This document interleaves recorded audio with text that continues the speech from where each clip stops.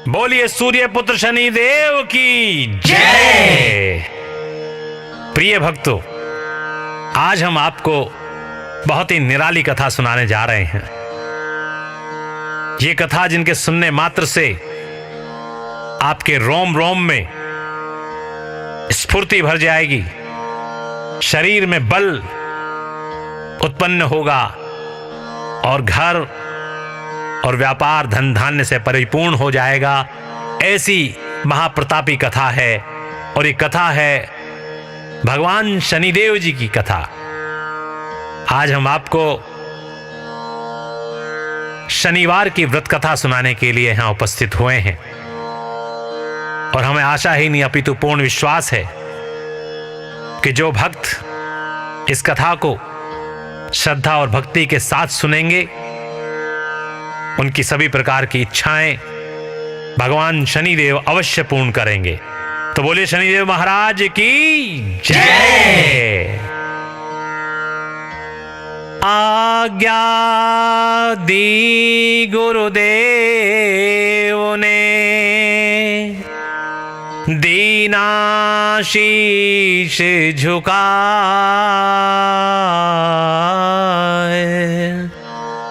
कथा कहूं शनिदेव की, भाषा सरल बनाए।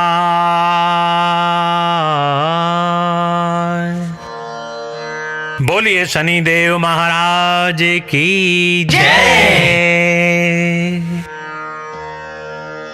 सर्वप्रथम श्री सरस्वती जी को सुमिरन करके, गणपति जी को नमस्कार करके तथा अपने गुरुदेव के चरणों में माथा नवाकर मैं श्री शनिदेव जी की कथा आरंभ करता हूं। यह शनिदेव जो मनवांछित कार्यों को सफल बनाने वाले हैं तथा जिन्हें सकल नर नारी और 33 कोटि देवता योगेश्वर मुनीश्वर ध्याते हैं, वही देव मेरी त्रुटियों को क्षमा करें और मुझे अपने शरण में ले लें, ऐसा मेरे मन में भाव है।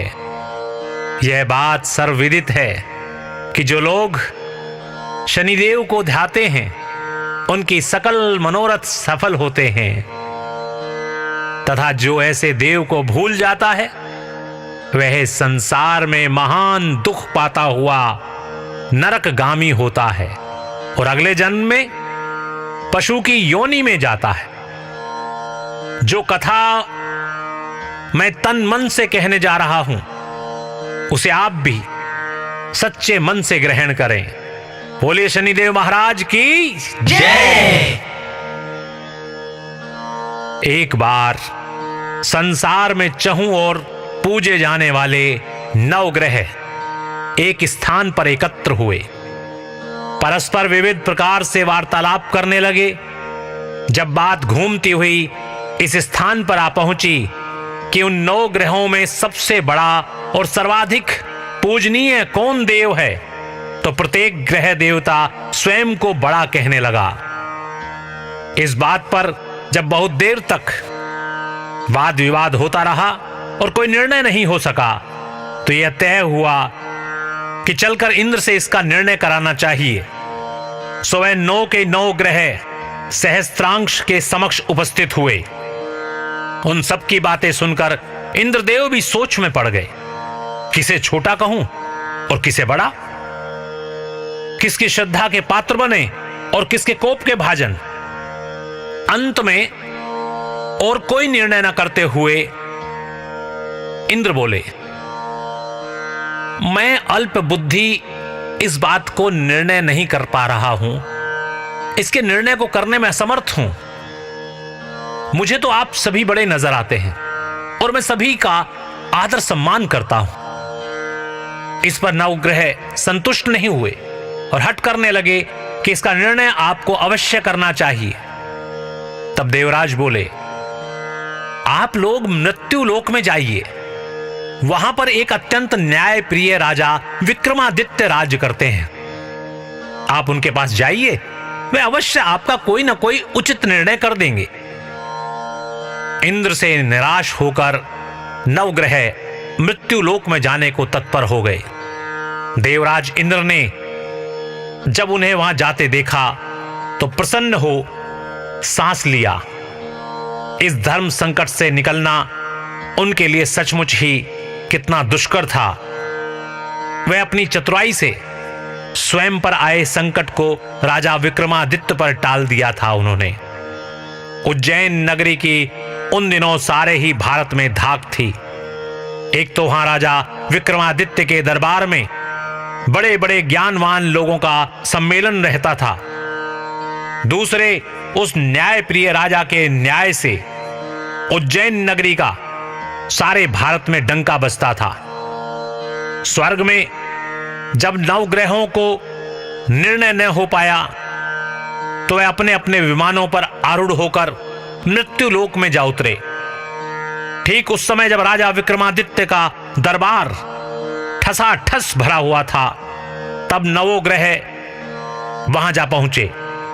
नवग्रहों को इकट्ठे देखकर विक्रमादित्य अपने सिंहासन से उठ खड़े हुए और सभी देवों को सम्मान पूर्वक आसन ग्रहण करने का अनुरोध करने लगे। पर उनमें से किसी ने भी आसन ग्रहण नहीं किया। विक्रमादित्य ने जब प्रश्नवाचक दृष्टि से उनकी ओर देखा तो बृहस्पति देव ने आगे बढ़कर जोरदार आवाज में कहा, हे राजन, हम यहां पर तब तक आसन ग्रहण नहीं करेंगे जब तक कि आप हमारा यह निर्णय नहीं करेंगे कि हम लोगों में से सबसे बड़ा कौन है। राजा अपने ऊपर आए इस धर्म संकट को देखकर पल भर को तो घबरा गया, परंतु शीघ्र ही उसने स्वयं को संभाल लिया। उसने अपने मन में एक युक्ति सोच ली। दरबार में छोटे छोटे आसनों की एक पंक्ति प्रवेश द्वार तक चली गई थी। राजा ने उन लोगों से कहा कि आप यहां पर आसन ग्रहण कीजिए और मैं सोचकर अभी आपका निर्णय करता हूं। यह कहकर राजा अपने सिंहासन पर बैठ गया। सिंहासन के निकट ही जो आसन पड़ा था उस पर भागकर बृहस्पति देव जा बैठे। उनके अगले आसन पर सूर्य देव जा बैठे।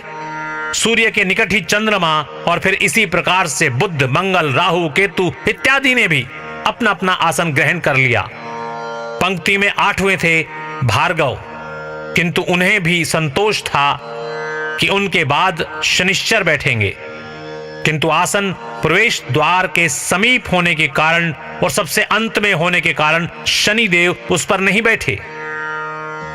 राजा विक्रमादित्य ने सोचा कि जो ग्रह उस अंतिम आसन पर बैठेगा वह उसी को विनय और दयाशील के आधार पर बड़ा कर देंगे, पर वहां तो बात ही अधूरी रह गई। शनिदेव अति क्रोधी और विकट स्वभाव के देवता हैं। जब वह नहीं बैठे तो 8 ग्रह खिलखिलाकर हंस पड़े। अपना इस प्रकार से अपमान होते हुए देखकर शनिदेव की आंखें क्रोध से लाल हो गई और भ्रकटी तन गई। क्रोध से कांपते हुए वो बोले, राजन, मुझसे बैर लेकर तुमने अच्छा नहीं किया। क्या समझकर तुमने मुझे इस प्रकार से अपमानित करना चाहा है और क्यों मुझे सबसे नीचे बैठाना चाहा है। चांद को ग्रह 2.25 दिन रहता है और सूर्य, शुक्र और बुध को केवल आधा मास, सोम और मंगल को 2 मास और गुरु 13 मास, राहु और केतु 18 मास रहते हैं, जबकि मैं 7.5 वर्ष तक रहता हूं। इसलिए हे राजन, अब तो सावधान हो जा। तूने जो अपमान किया है उसका दंड तुझे अवश्य मिलेगा। राजा के कुछ दिन तो आराम से बीते, लेकिन शीघ्र ही शनिदेव की दृष्टि फिरी और राजा पर 7.5 आ गई। उन्हीं दिनों एक व्यापारी कुछ घोड़े बेचने के लिए उज्जैन नगरी में आया। सुंदर सुंदर घोड़े देखकर राजा का जी ललचा गया। राजा ने उन्हें खरीदने का आदेश दिया। घोड़ों में एक घोड़ा भंवर नाम का था। राजा उस पर चढ़कर देखने लगे। कुछ देर तक तो घोड़ा राजा को लिए वहीं घूमता रहा, लेकिन फिर सहसा भाग खड़ा हुआ। राजा को बड़ा अचंभा हुआ। घोड़ा एक भयानक जंगल में राजा को पटक कर अंतर्ध्यान हो गया। राजा अकेला उस वीरान जंगल में भटकने लगा। साय के समय जब उसे प्यास बहुत सताने लगी तो वह जोर जोर से चीखने लगा। उधर एक पगडंडी से एक ग्वाला अपने गांव को जा रहा था। वह राजा की आवाज सुनकर रुक गया। राजा उसके पास गया। ग्वाले ने उसकी व्यथा जानकर उसे निकट की नदी पर ले जाकर पानी पिलाया। पानी पीने के बाद राजा स्वस्थ हो गया और प्रसन्न होकर उसने ग्वाले को अपने हाथ की अंगूठी उतार कर दे दी और उससे कहा कि मैं उज्जैन का रहने वाला हूं, यहां रास्ता भटक गया हूं, तुम मुझे रास्ता दिखाओ। तब ग्वाला उसे अपने साथ गांव में लाया। वहां एक मिष्ठान की दुकान पर राजा ने मिठाई खा पीकर भूख मिटाई और दुकानदार को भी एक अंगूठी उतार कर दे दी। दुकानदार के पूछने पर उसने उससे भी यही कहा कि वह उज्जैन नगरी का रहने वाला है और उसका नाम बोना है। फिर वह दुकान के बंद होने तक वहीं बैठा दुकानदार से बातें करता रहा। उस दिन दुकानदार की बिक्री बहुत हो गई। उसने सोचा यह भाग्यवान पुरुष है जो इसके आने से आज मेरी इतनी बिक्री हुई है। इसलिए रात होने पर वह उससे बोला कि वह उसके साथ उसके घर चले और उसके साथ ही भोजन भी करे। राजा मान गया। जब वे दोनों घर पर पहुंचे तो दुकानदार की पत्नी ने उनका बड़ा स्वागत सत्कार किया और अतिथि के लिए विशेष रूप से भोजन तैयार किया। भोजन करते समय एक अद्भुत घटना घटी। जहां राजा भोजन कर रहा था वहीं सामने की दीवार पर सोने का एक सतलड़ा हार टंगा हुआ था। उसके पीछे एक चित्र था। सहसा ही वह हार वहां से अदृश्य हो गया। दुकानदार के यहां एक स्त्री बांधी थी। उसने जाकर घर की मालकिन से कहा वहां खूंटी पर हार नहीं है। जब बात दुकानदार तक पहुंची तो उसने राजा से पूछा। राजा बोला, मुझे तो नहीं मालूम, तुम्हारे और मेरे अतिरिक्त तो यहां कोई नहीं था। सच सच बताओ हार कहां है? राजा ने कहा, मुझे नहीं मालूम। राजा फिर बोला, मेरे पास कोई हार नहीं है। जब कोई निर्णय नहीं हो सका तो दुकानदार राजा को उस नगर के राजा के पास ले गया। उस नगर के राजा ने जब विक्रमादित्य की भोली भाली सूरत देखी तो बोला, यह व्यक्ति कभी भी चोरी नहीं कर सकता। और यह कहकर उसने विक्रमादित्य को छोड़ दिया। विक्रमादित्य जब उस नगर में यूं ही घूम रहा था तब उस नगर के एक तेली ने उससे कहा कि वह उसके यहां काम कर ले तो उसे वह रहने के लिए स्थान और खाने के लिए सामग्री भी देगा। राजा मान गया और तेली उसे अपने घर ले आया। वहां सारा दिन राजा धानी पर बैठा उसके बैलों को हाँकता रहता और तेली बाजार में तेल बेचता रहता। जब वर्षा ऋतु आई और मूसलाधार वर्षा होने लगी तब धानी पर बैठे हुए विक्रमादित्य ने मौज में आकर ऊंचे ऊंचे राग अलापना आरंभ कर दिया। निकट ही उस नगर का राजमहल था। वहां खिड़की में बैठी राजकुमारी ने जब राजा का मधुर स्वर में गीत सुना तो अपना दिल हार बैठी। उसने अपनी बांदी को पता करने के लिए भेजा। बांदी वहां राजा को गाते हुए देखकर लौटी तो राजकुमारी से बोली कि वहां पर तो कोई अति सुकुमार नवयुवक बैठा मस्ती में आंखें बंद किए हुए गा रहा है। राजकुमारी ने सुना तो उसने अन्न जल का त्याग कर दिया। रात तक जब उसने कुछ नहीं खाया तो रानी ने आकर उसे समझाया, पर वह बोली कि वह तो उस गाने वाले से ही विवाह करेगी। रानी ने जाकर राजा से कहा कि राजकुमारी एक तेली पर मोहित हो गई है और उससे ब्याह रचाना चाहती है। राजा ने सुना तो बहुत क्रुद्ध हुआ। उसने तेली के घर से विक्रमादित्य को बुलाया और उसके हाथ काटकर जंगल में फेंकवा दिया। यह बात जब राजकुमारी को पता चली तो वह और भी अपने बात पर दृढ़ हो गई। बोली, मैंने तो अब उसी को वर लिया है, वह चाहे कैसा भी हो उसी से विवाह करूंगी। बेटी की हठ देखकर लाचार हो राजा ने दोबारा विक्रमादित्य को नगर में बुलवाया और उससे राजकुमारी का मामूली ढंग से पाणी ग्रहण कराया और एक साधारण मकान में दोनों को बसा दिया। दोनों वहीं रहने लगे। एक दिन जब विक्रमादित्य सोया था तो स्वप्न में उसे शनिदेव नजर आए। विक्रमादित्य ने उनके सामने नमस्कार किया और क्षमा याचना की। शनिदेव ने उसे आशीर्वाद दिया और बोले, अब तुम्हारी 7.5 खत्म हो गई है। राजा बोला, मुझसे जो गलती हुई उसके लिए मुझे क्षमा करें महाराज। शनिदेव ने मुस्कुराकर उसे आशीर्वाद दिया और राजा के दोनों बाजू दोबारा निकल आए। राजा ने अपनी पत्नी राजकुमारी को रात को जगाया नहीं। वह रात को उसके गले में अपनी बाहें डालकर सो गया। सुबह राजकुमारी की आंख खुली तो उसने अपनी गर्दन में बाहें पड़ी देख वह चौंक कर उठ बैठी, लेकिन शीघ्र ही विक्रमादित्य ने जागकर उसको आशातीत कर दिया, सारी बात बता दी। जब वहां के नगर राजा को यह बात मालूम हुई तो वह भागा भागा आया और उस अपंग को फिर से स्वस्थ देखकर चकित रह गया।